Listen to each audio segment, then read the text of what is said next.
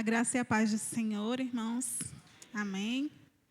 Eu peço aos irmãos que abram as suas Bíblias em Deuteronômio, no capítulo 6, versículo 4.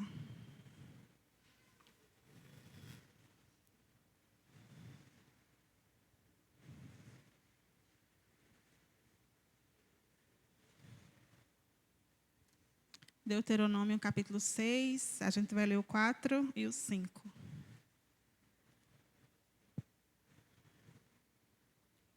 Diz assim: Ouve, Israel, o Senhor, o nosso Deus, é o único Senhor. Amarás, pois, o Senhor teu Deus de todo o teu coração, de toda a tua alma e de toda a tua força. Amém? Vamos orar. Senhor, muito obrigada, Deus, porque pela tua graça estamos todos aqui reunidos nessa noite. Nós sabemos que o Senhor foi quem nos trouxe até aqui. E nesse momento nós queremos, Senhor, colocar o nosso coração e a nossa mente diante de Ti.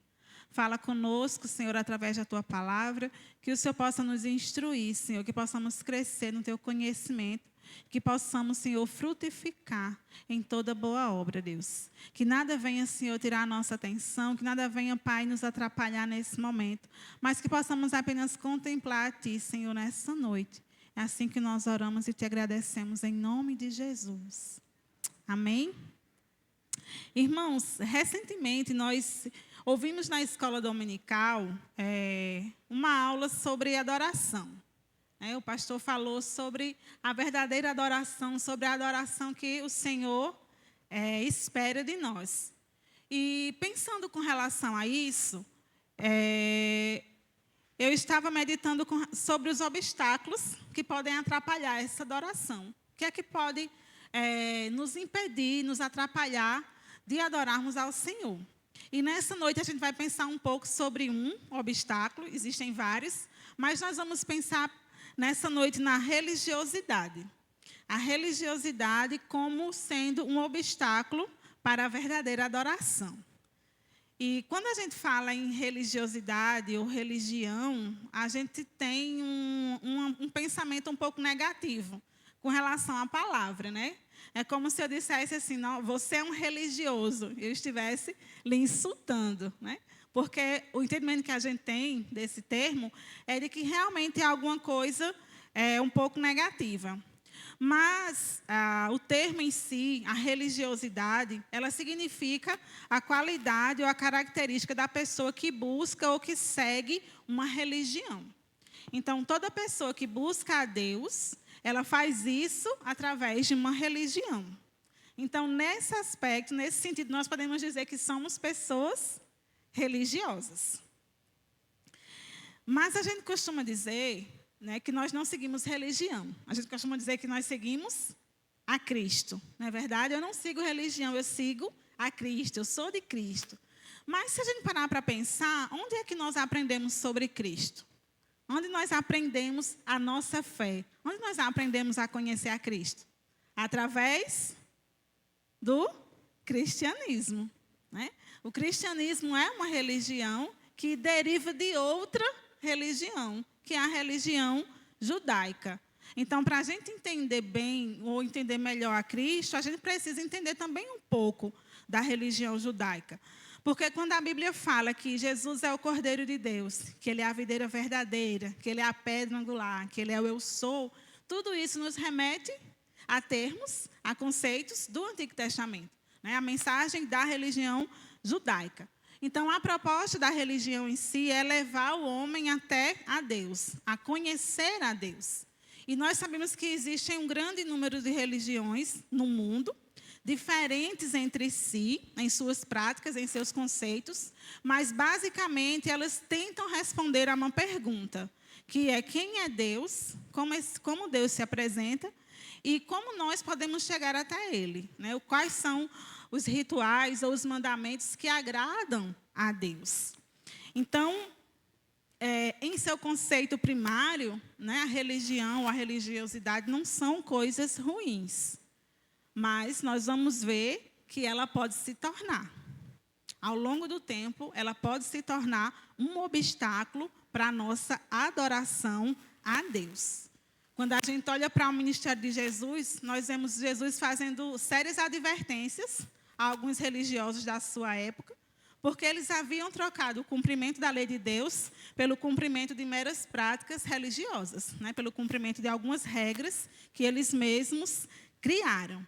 Então, nesse sentido, essa religiosidade ela deixou de ser a maneira pela qual as pessoas adoravam a Deus e passou a impedir essa adoração. Então, quando a gente olha para trás, para o povo de Israel, a gente vê que isso aconteceu com eles. Isaías, o profeta Isaías vai falar sobre isso.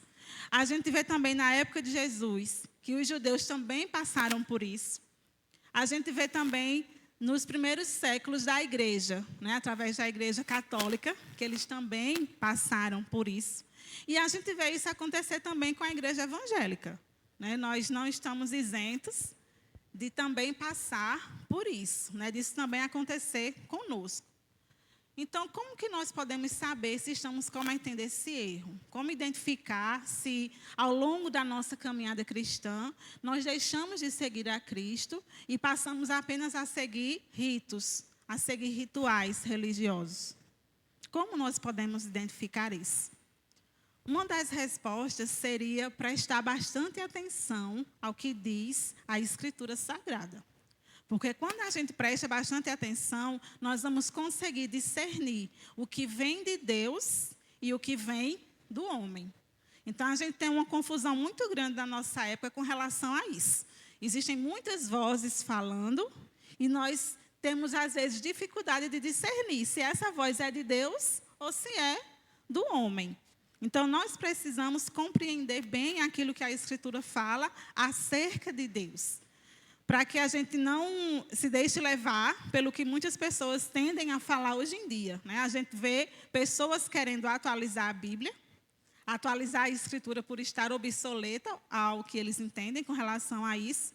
Ou então a gente vê alguns extremos. A gente vê o legalismo no nosso meio, o evangélico, né? Existem aqueles que acreditam que sem paletó não dá para pregar.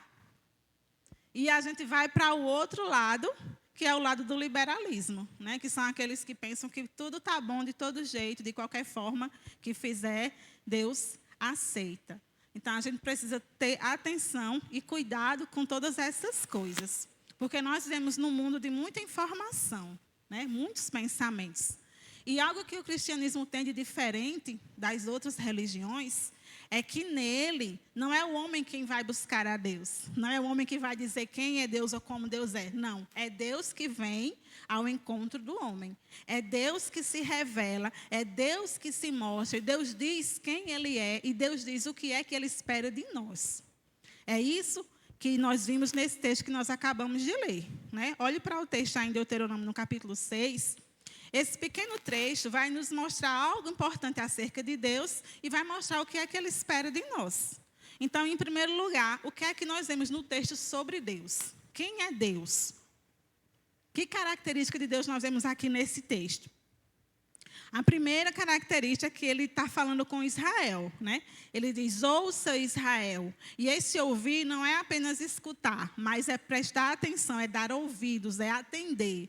E ele está dizendo, o Senhor, o nosso Deus, Ele é o único Senhor. Então, a gente observa aqui logo que não existe outro. Se fala em outros deuses, todos os outros são falsos. Todos os outros não existem. São produtos das mãos dos homens. Então, só há um Deus, só há um Senhor. É o Deus de Israel que se tornou nosso Deus por causa de Cristo. Amém? E o que é que esse Deus espera de nós? A gente vê no versículo 5. O que é que Ele espera de nós? Amarás o Senhor teu Deus de todo o teu coração, de toda a tua alma e de toda a tua força. O que é que Deus espera de nós? Amor. E que tipo de amor? Um amor? Pode falar. Completo, profundo. O que mais? O Que tipo de amor o Senhor espera de nós? Por que é que está escrito aqui, ame o Senhor teu Deus de todo o teu coração, de toda a tua alma, de todas as tuas forças? Por que essa ênfase tão grande? Porque Deus não merece qualquer coisa, irmãos. Deus realmente deseja que nós o amemos em verdade, com consciência. E às vezes a gente observa o nosso comportamento com relação a isso, e às vezes a gente até duvida, será que eu amo realmente a Deus? Você já se fez essa pergunta? Pare e pense agora, Senhor, eu te amo com todo o meu coração, com toda a minha força. Lá em Lucas vai acrescentar com todo o meu entendimento. Eu tenho amado o Senhor dessa maneira ou não? Ou eu tenho apenas seguido uma religião que eu aprendi a seguir? Sabe quando a gente observa alguns homens e poucas mulheres no campo de futebol, lotado, que eles estão num jogo, e aí eles não se sentam, eles ficam pulando de um lado para o outro. E chora, e grita, e a gente olha para aquilo e a gente fala, meu Deus, que é isso? Isso é amor? Isso é loucura? As pessoas chorando, desesperadas, porque um gol foi feito ou porque um gol foi perdido. E às vezes a gente olha para nós e a gente não consegue ver um mínimo de entusiasmo com relação ao Senhor, com relação à nossa demonstração de amor por Ele. Não que a gente vai ficar pulando aqui de um lado para o outro, não é isso que eu estou querendo dizer, né? Mas vocês devem estar entendendo. Porque às vezes a gente olha e parece que não existe nada dentro de nós. É como se a gente estivesse dormindo diante de tanta coisa maravilhosa que o Senhor tem feito na nossa vida, que é a revelação da sua palavra. Né? Hoje a gente ouviu falar aqui que não orar é pecado. Eu não tinha pensado nisso. Né? A gente realmente não pensa nisso, que não orar seria pecado. Né? Mas a gente viu que é pecado. Então, o que é que o Senhor espera de nós? E o que é que eu estou disposta a oferecer a Ele? Israel só tinha isso para seguir. Reconhecer que Deus era único, que outro não merecia adoração. Eles viviam no meio de uma cultura politeísta, cercado de povos e nações que tinham vários deuses, né? Como se um só fosse pouco. Né? Então, um só é muito pouco, tem que ter um Deus para cada coisa. Mas Israel só tinha um. E nós sabemos que ele era o único e verdadeiro. Então, eles só tinham que aprender isso. Aprender a seguir a Deus, a não ter outros deuses e a amar a Deus com todo o seu coração. Mas eles esqueceram. E a gente observa vários textos falando sobre isso. E o povo de Israel esqueceu. E o povo de Israel adorou outros deuses. Né? E o povo de Israel fez aquilo que era mal perante o Senhor. Então, a gente observa aqui, na época de Moisés, o povo sendo ensinado. E o povo nunca deixou de ser ensinado. Mas, mesmo assim, o povo esqueceu de quem era o Senhor e fez aquilo que o Senhor reprova. E aí veio o juiz de Deus, veio o cativeiro, e eles acabaram passando 70 anos numa terra estranha. E Deus permitiu que isso acontecesse com eles para que eles voltassem a adorar a Deus verdadeiramente. Eles precisavam desse choque para que eles jamais voltassem a colocar outro no lugar que era devido somente a Deus. E quando eles retornam para a sua terra, a gente observa que Deus provê, como Ele prometeu, uma restauração espiritual, uma reconstrução espiritual, porque era necessário que a verdadeira adoração fosse restaurada dentro do povo de Israel. A gente pode ver isso lá em Neemias. Abra comigo Neemias, capítulo 8.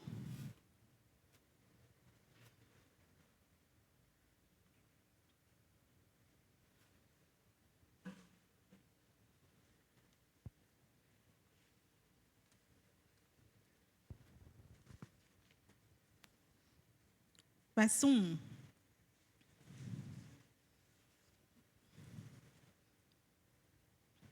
Neemias capítulo 8, a partir do versículo 1. Diz assim o texto: Em chegando o 7º mês, e estando os filhos de Israel nas suas cidades, todo o povo se ajuntou como um só homem na praça, diante da porta das águas. E disseram a Esdras, o escriba, que trouxe o livro da lei de Moisés, que o Senhor tinha prescrito a Israel. Esdras, o sacerdote, trouxe a lei perante a congregação, tanto de homens como de mulheres, e de todos os que eram capazes de entender o que ouviam. Era o primeiro dia do 7º mês. E leu no livro diante da praça, que está à fronteira à porta das águas, desde a alva até o meio-dia, perante homens e mulheres, e os que podiam entender. E todo o povo tinha os ouvidos atentos ao livro da lei. Todo o povo tinha os ouvidos atentos ao livro da lei. Esdras, o escriba, estava num púlpito de madeira que fizera para aquele fim. Verso 5. Esdras abriu o livro à vista de todo o povo, porque estava acima dele. Abrindo ele, todo o povo se pôs de pé. Esdras bendisse ao Senhor, o grande Deus, e todo o povo respondeu, amém, amém. E levantando as mãos, inclinaram-se e adoraram o Senhor com o rosto em terra. No versículo 7, no finalzinho, diz, e os levitas ensinavam o povo na lei, e o povo estava no seu lugar. Verso 8. Leram no livro na lei de Deus, claramente, dando explicações, de maneira que entendessem o que se lia. Neemias, que era o governador, e Esdras, sacerdote e escriba, e os levitas que ensinavam todo o povo, lhe disseram, este dia é consagrado ao Senhor vosso Deus, pelo que não pranteeis nem choreis, porque todo o povo chorava ouvindo as palavras da lei. Então, aquele povo que estava de volta à sua terra, nesse contexto aqui diz que os muros já tinham sido construídos e as portas já tinham sido levantadas. Então, o povo se reúne agora para ouvir a palavra do Senhor. Eles tinham passado muitos anos, 70 anos no cativeiro, mais um pouco, e muitos tinham nascido lá. Eles não tinham essa experiência que eles estavam tendo aqui nesse momento.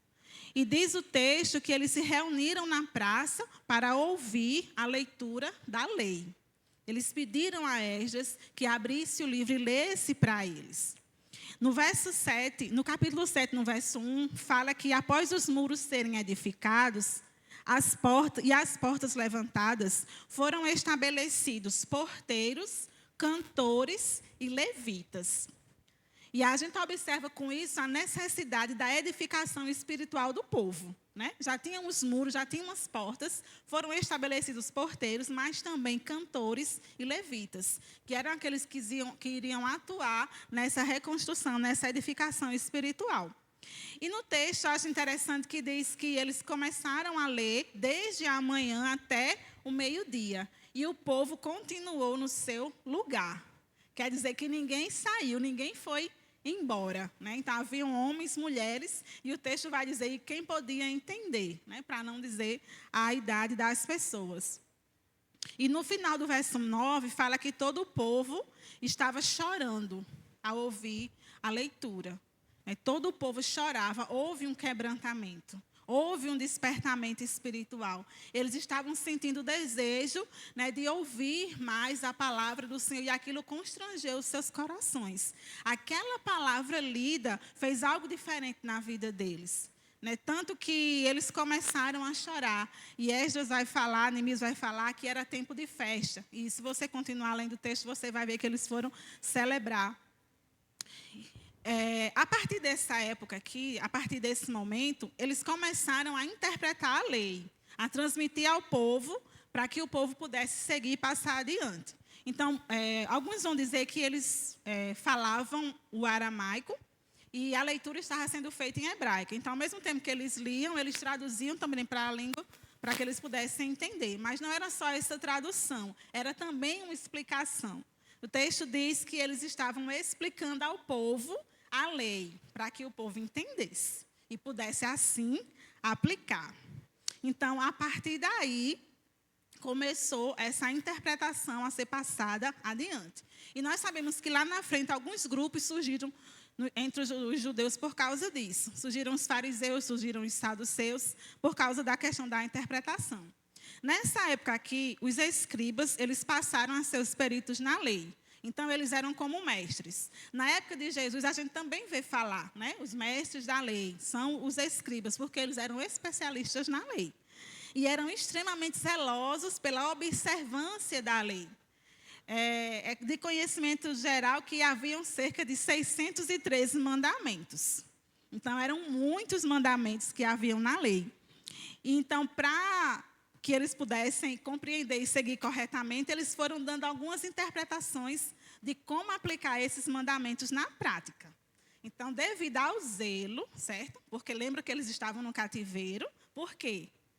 Porque eles esqueceram do mandamento do Senhor, né? Eles adoraram outros deuses, eles pecaram contra o Senhor. Foram para o cativeiro, passaram anos lá, então eles retornaram. Estavam agora aprendendo novamente a viver, né, da maneira que agrada a Deus, a seguir a lei do Senhor. Então, por causa desse zelo, eles não queriam errar, então foram criadas inúmeras regras minúsculas e difíceis de serem cumpridas, de serem seguidas, para que eles não errassem de novo.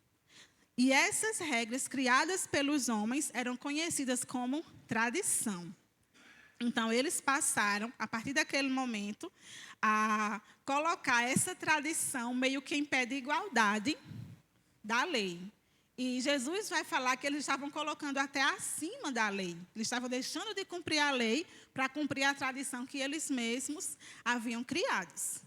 Então, para a gente ter uma ideia, um exemplo de como isso funcionava, na lei mandava guardar o sábado, certo? Então, no sábado não se podia trabalhar, era o dia do descanso. Era o dia que deveria ser dedicado ao Senhor. Então, na interpretação da lei, eles se pegaram com a seguinte questão: o que é trabalho? E eles foram dizer o que era trabalho, né? Então, por exemplo, carregar peso é trabalho. 1 quilo é trabalho? Não. 2 quilos é trabalho? É. Andar é trabalho. Mas andar quantos metros? E eles começaram a descrever isso, né? De tal forma que ficou extremamente difícil, na prática, de cumprir o mandamento. E isso aconteceu por muitos anos, e eles se tornaram cegos com relação àquilo que Deus desejava. A ponto de, quando aquele homem foi curado no tanque, o paralítico, quando ele foi curado, eles não observaram que aquele homem estava há anos paralítico, que ele havia sido curado naquele dia, que um milagre extraordinário foi operado na vida dele, né? Que Jesus havia feito isso. Não. O que foi que eles viram? Que ele descumpriu a guarda do sábado, porque ele estava carregando a sua cama. Então, para eles, ele estava trabalhando. Dá para entender como é algo que fica tão sem lógica na nossa mente, mas para os homens que eram aqueles que, na época, pregavam a palavra do Senhor, né? Eles não conseguiam enxergar a sua cegueira. Eles estavam tão envoltos naquilo que eles mesmos criaram, que eles não contemplaram a maravilha do Senhor operando ali entre eles. Então, Jesus vai mostrar que importa seguir a lei e não a tradição, não aquilo que foi criado, que estava sobre a lei. Então, esse é um exemplo que a gente pode colocar com relação a isso. Mas eu queria pensar um pouquinho com vocês nesse momento com relação a isso, certo? A guarda do sábado. Não é um mandamento? Ainda existe um mandamento? O que é que esse mandamento diz para nós? O que é que o mandamento da guarda do sábado nos diz? Para nós cristãos hoje, que não guardamos o dia do sábado. Mas o que é que o mandamento, o princípio que ficou estabelecido e não muda, permanece? Que a gente tem que reservar um dia para adorar o Senhor, né? Dedicar um dia ao Senhor, né? O dia do descanso. Então, como é que a gente vê isso estabelecido na nossa vida hoje em dia, na prática de cristão? Como que a gente vê, como é que a gente observa? Eu posso dizer que uns levam como o dia do descanso, o descanso dele. Então, é o dia de passear, né? É o dia de se divertir, se distrair, né? Eu conheço outros que dizem que nós não guardamos mais nenhum dia, porque todos os dias são santos ao Senhor. Vocês já ouviram isso? Então, eu não vou guardar só um dia para o Senhor, eu guardo todos os dias. Mas será se guarda mesmo na prática? Dá para guardar todos os dias, dedicar todos os dias ao Senhor? Observando assim direitinho? Ou isso parece algo que alguma informação que eu pego para mim mesmo que me satisfaz, né? Não, eu guardo todos os dias, não preciso estar no domingo separado para o Senhor. Ou então, eu realmente reconheço que eu tenho que guardar um dia para o Senhor e dedicar aquele dia ao Senhor. Né? E o que é que eu vou fazer nesse dia? Cultuar ao Senhor, me dedicar ao Senhor. É o dia que eu tenho para isso. Mas de que maneira eu faço isso? Priorizando o Senhor. Eu já vi algumas igrejas evangélicas que elas guardam o domingo. E elas guardam um domingo meio que parecido com os judeus guardando o sábado, de não poder fazer nada, nem um almoço. Aí tem que almoçar num restaurante. Mas se a pessoa não tem para almoçar num restaurante, fica difícil guardar o domingo dessa maneira. Né? Então, a gente precisa estar atenta aos princípios que foram estabelecidos na palavra do Senhor e discernir aquilo que Ele quer para nós. Então, cada um avalia a si mesmo se está realmente cumprindo o mandamento de dedicar um dia ao Senhor. Amém? Amém. Então, isso é só um exemplo para a gente observar como eles fizeram com relação à lei. Eles foram dando interpretações e definindo aquilo que era permitido e que não era permitido fazer, a tal ponto que eles não entenderam mais nada com relação ao Senhor e à sua palavra. A gente observa lá em Marcos um exemplo. Vá comigo, Marcos, capítulo 7.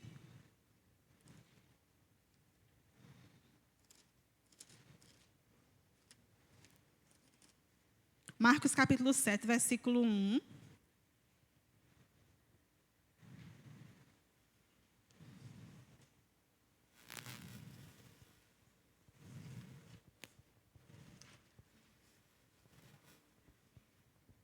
Diz assim: ora, reuniram-se a Jesus os fariseus e alguns escribas vindo de Jerusalém.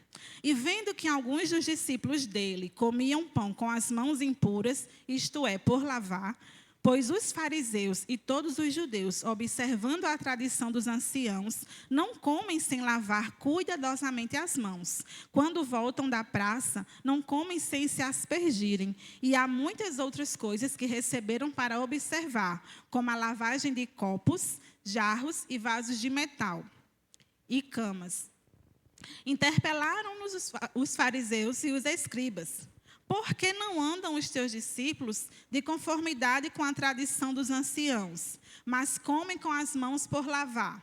Respondeu-lhes: bem profetizou Isaías a respeito de vós, hipócritas, como está escrito: este povo honra-me com os lábios, mas o seu coração está longe de mim. E em vão me adoram, ensinando doutrinas que são preceitos de homens. Negligenciando o mandamento de Deus, guardais a tradição dos homens. E no verso 9 ele diz: e disse-lhes ainda: jeitosamente rejeitais o preceito de Deus, para guardares a vossa própria tradição. Então, aqui a gente observa que os fariseus estavam conversando com Jesus e eles foram se queixar porque os discípulos não lavaram as mãos cerimonialmente e assim descumpriram a tradição. Então, eles deixavam de lado aquilo que realmente era importante e se apegavam a detalhes que foram criados por eles mesmos. A gente observa que, no início, tudo isso começou com uma boa intenção. Era o zelo pela palavra do Senhor, era o zelo pelo medo de pecar contra o Senhor. Porque eles tinham aprendido a lição do cativeiro. Só que esse zelo acabou transformando todos eles em legalistas. Jesus fala que eles colocaram um peso muito pesado em cima do povo e nem eles mesmos eram capazes de cumprir. Então, eles eram peritos na lei, especialistas na lei, mas eles não reconheceram o Messias que estava ali diante dos seus olhos. Eles não conseguiram contemplar o Senhor, o próprio Deus, diante deles, porque eles só conseguiam enxergar que eles não estavam cumprindo a tradição. né, a tradição dos antigos. Então, a gente observa que essa religiosidade, ela desvia o foco da verdadeira adoração. Ela impede que a gente adore a Deus como Ele deseja. E ela também desvia os nossos olhos de Cristo e da sua obra. Nós não conseguimos enxergar o Senhor, né, apenas detalhes. E quando a gente olha para isso, a gente precisa fazer uma reflexão a nosso respeito. Né? Se nós realmente estamos seguindo a Cristo, se nós estamos contemplando o que o Senhor tem feito na nossa vida, ou se nós estamos no automático, se nós estamos vivendo dia após dia, totalmente alheios à realidade da obra de Cristo na nossa vida, ao chamado que Ele tem para a nossa vida. Né? Porque nessa época, Jesus ele enfrentou muita oposição daqueles que deveriam recebê-lo. Eram aqueles que estavam aguardando a sua chegada, mas eles não conseguiram enxergar, porque estavam com a mente obscurecida por causa da religiosidade. Quando a gente observa aqui em Lucas, no capítulo 18, ande um pouquinho aí, Lucas 18.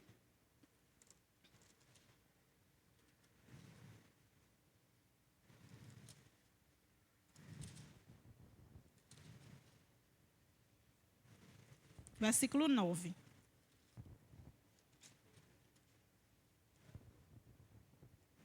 Essa religiosidade, ela afasta o homem de Deus, porque ela o torna justo aos seus próprios olhos. É o que a gente vai observar aqui, no versículo 9 de Lucas, quando Jesus diz o seguinte: propôs também esta parábola a alguns que confiavam em si mesmos, por se considerarem justos, e desprezavam os outros.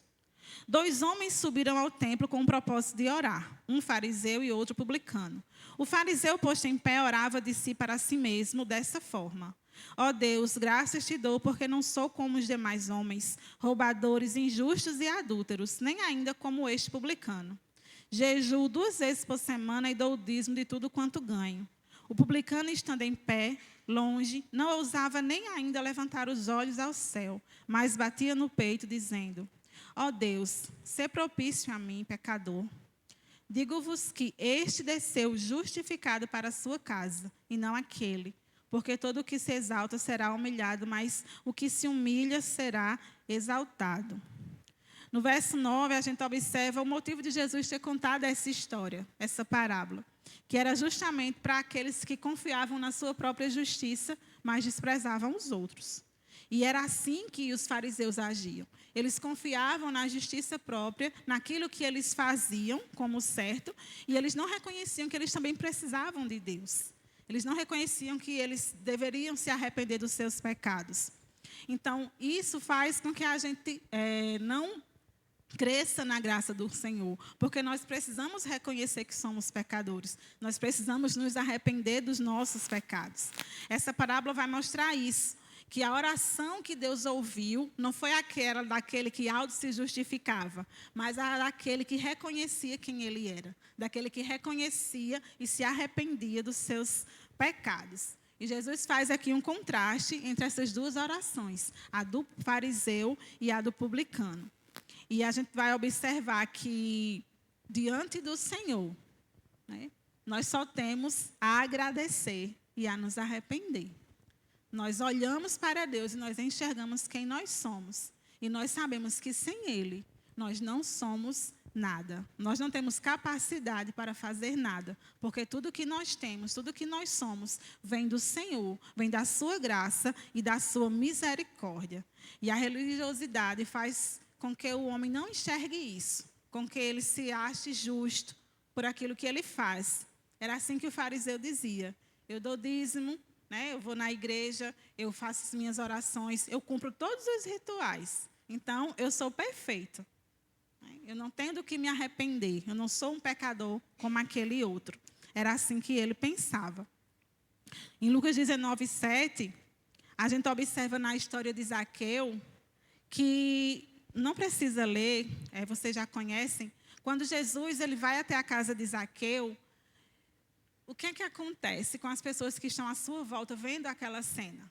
No versículo no capítulo 19, verso 7 diz: todo o povo viu isso e começou a se queixar. Ele se hospedou na casa de um pecador.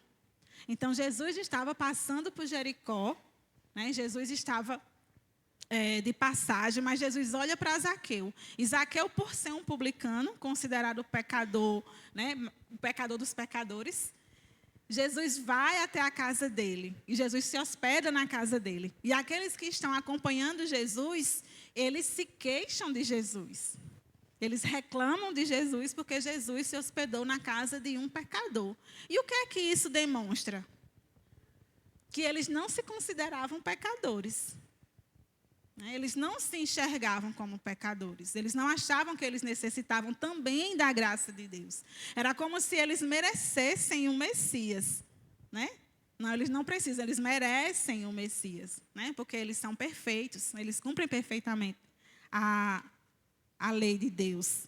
E aí a gente observa que Jesus faz justamente o contrário daquilo que eles esperavam, né? E quantas vezes nós não agimos da mesma maneira, até sem perceber? Quantas vezes a gente evita de pregar para um determinado grupo de pessoas, né? Porque a gente não os considera tão aceitáveis, né? Quantas vezes a gente não fecha a porta do evangelho para alguém porque a gente não considera aquela pessoa digna? Eu já ouvi algumas pessoas falarem que jamais pregariam num presídio, né? Porque lá só tem coisa boa. Então, assim, muitas vezes, sem perceber, a gente também age dessa maneira, né? A gente evita levar o evangelho para determinada pessoa porque a gente acha que para ela não tem salvação. Porque o nível onde ela chegou já está perdido. E não é assim que o Senhor age, não é assim que a gente observa na palavra do Senhor, né? Jesus comeu com pecadores para levar a salvação até eles. Jesus pregou, Jesus trouxe luz, Jesus trouxe salvação. E a gente observa o que é que aconteceu com Zaqueu, né? Ele realmente reconheceu quem Jesus era e ele mudou, ele se arrependeu dos seus pecados. E nós precisamos estar atentos com relação a isso, para que a gente não venha cair, né, nessa mesma questão com relação a isso, com relação a pregar o evangelho. Né? A religiosidade, ela também torna o homem insensível à necessidade do outro. Ele só consegue enxergar a si mesmo. Nesse mesmo exemplo, a gente consegue observar. Antes de Jesus encontrar Zaqueu, Jesus encontrou outra pessoa. Quem lembra? No caminho de Jericó. O cego. Isso. Então, antes de Jesus encontrar Zaqueu, Jesus estava passando por Jericó e um cego ouviu que Jesus estava passando. E por conhecer já a história de Jesus, saber quem ele era, ele começa a gritar. Ele começa a clamar por Jesus para que ele fosse salvo. E a gente conhece a história. O que é que as pessoas que estavam próximas a ele fizeram? Venha cá, vou levar você até Jesus. Chegue, Jesus está ali, venha por aqui. Né? Ele é cego, deixa ele passar, leva ele para Jesus. Foi isso? Não. O que é que o povo que estava perto fez com ele? Que se cale, pare de gritar, você está incomodando. Eles não estavam vendo a necessidade daquele homem naquele momento. Para eles não importava, eles queriam que ele se calasse. Mas o cego gritou ainda mais. E Jesus o ouviu, Jesus o chamou e Jesus o curou. E ele foi, naquele momento, restaurado da sua visão. E ele pôde experimentar o milagre do Senhor na vida dele. Mas se dependesse dos coleguinhas que estavam perto, ele teria se calado. Ele não teria ido até Jesus. E como é que a gente pode aceitar isso? Como é que a gente pode ser cristão e ignorar o sofrimento de outra pessoa, quando a gente deve ajudar, quando a gente deve se compadecer? Em 1 João, no capítulo 3, verso 17, diz o seguinte: se alguém tiver recursos materiais e vendo seu irmão em necessidade, não se compadecer dele, como pode permanecer nele o amor de Deus? Filhinhos, não amemos de palavra nem de boca, mas em ação e em verdade. Então, a verdadeira adoração, ela provém também de um coração que é sensível à necessidade do outro, daquele que se coloca no lugar do outro. E lá em Lucas, no capítulo 11, no verso 37, para finalizar, a gente vai observar que a religiosidade ela desvia o foco da presença e da obra de Cristo. Lucas 11, volta um pouquinho. 37.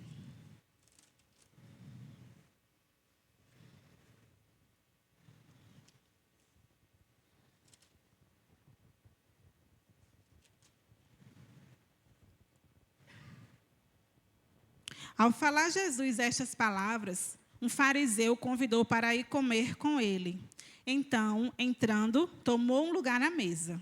O fariseu, porém, admirou-se ao ver que Jesus não se lavara primeiro antes de comer.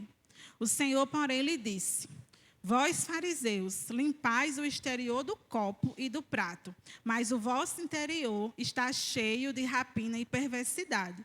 Em outras versões diz, está cheio de ganância e de perversidade. Então, aquele homem estava com Jesus ali diante dele.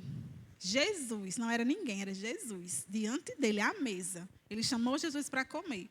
O Messias, o Filho de Deus prometido, que havia operado milagres, que havia pregado, né, que havia feito maravilhas ali naquele lugar, estava diante dele à mesa. E o que foi que ele viu? Que Jesus comeu, né? Jesus não se lavou cerimonialmente para cumprir a tradição dos anciãos. E Jesus não vai, né, ser bonzinho, não. Jesus, ele diz realmente o que é que tem para dizer. Ele diz, vocês limpam o exterior do copo e do prato, mas o interior de vocês está sujo. Está cheio de ganância, está cheio de maldade, de perversidade. Jesus conhece o nosso interior, Ele conhece o nosso coração. É incrível como um detalhe tão pequeno pode atrapalhar a pessoa de contemplar a glória do Senhor. Né? Aquele homem ali com o Senhor poderia ter perguntado muitas coisas, poderia ter conversado muitas coisas, mas ele foi criticar Jesus, porque Jesus não havia cumprido a tradição que eles tanto valorizavam, né? E o Senhor ele vai nos ensinar que o que importa é a gente agradar a Deus verdadeiramente.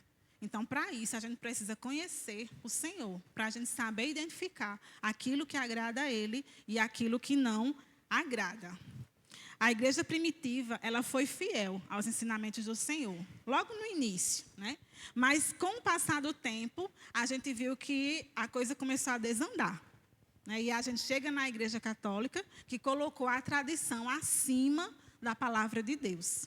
E até hoje é assim. Até hoje eles colocam a tradição acima da palavra de Deus. Eu tinha uma colega que era...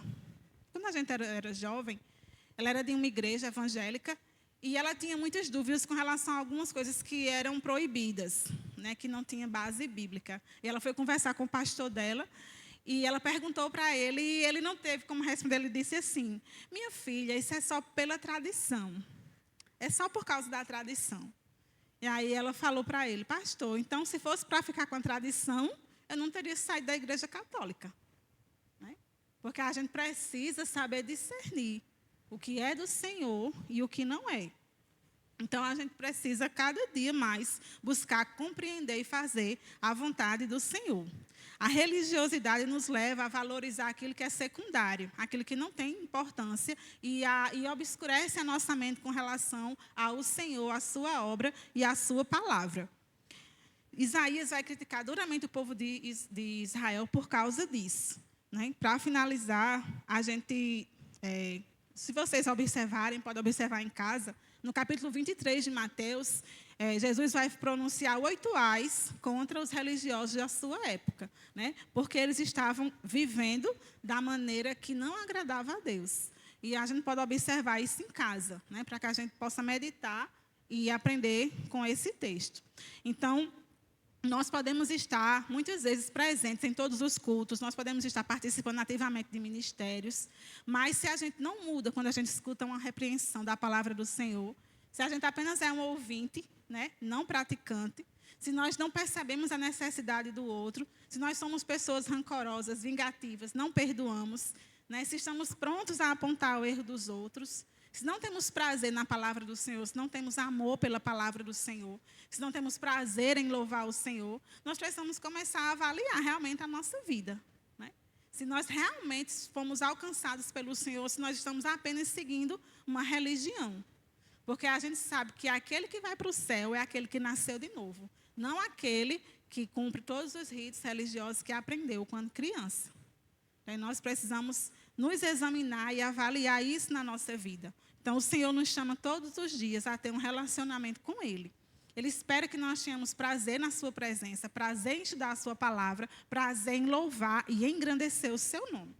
Então, que no nosso coração, que nós possamos aguardar com grande expectativa o dia em que todos nós estaremos juntos com os anjos, cantando ao Senhor eternamente. Que isso possa ser uma realidade na nossa mente, no nosso coração. Que possamos louvar o Senhor todos os dias da nossa vida e compreender a grandiosidade de ter sido alcançado pela sua obra.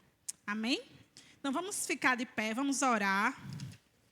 Vamos agradecer ao Senhor pela sua bondade para conosco. Queria chamar o Ministério de Louvor para a gente encerrar cantando um hino. Que o Senhor, Ele habite ricamente em nossos corações. Que possamos todos os dias nos colocar diante dEle. Senhor, graças te damos, Pai, pela tua bondade, pela tua misericórdia, pela tua fidelidade. Obrigada, Senhor, porque abriste os nossos olhos e desvendaste daquilo que estava obscurecido na nossa mente. Senhor, nós rendemos graças a Ti por tão grande salvação, porque sabemos que nada vem de nós, mas tudo vem de Ti. Obrigada por ter se revelado a nós. Obrigada, Senhor, por ter nos despertado. Nos ajuda, Senhor, a sermos, Pai, mais praticantes da Tua palavra, a orarmos, a louvarmos, a exaltarmos o Teu nome, Senhor, todos os dias. Nos ajuda, Senhor, a darmos testemunho de Ti, aonde nós estivermos. Senhor, que não vivamos uma vida sem sentido, mas que nós saibamos quem somos e para onde nós iremos. Deus, somos Teus filhos, comprados e remidos pelo Teu sangue. E nós sabemos que um dia o Senhor voltará e estaremos contigo, louvando o Teu nome para todo sempre. Desperta em nós desde já o desejo de Te adorar, Senhor, de Te louvar e engrandecer o Teu nome. É assim que nós oramos e Te agradecemos em nome de Jesus. Amém.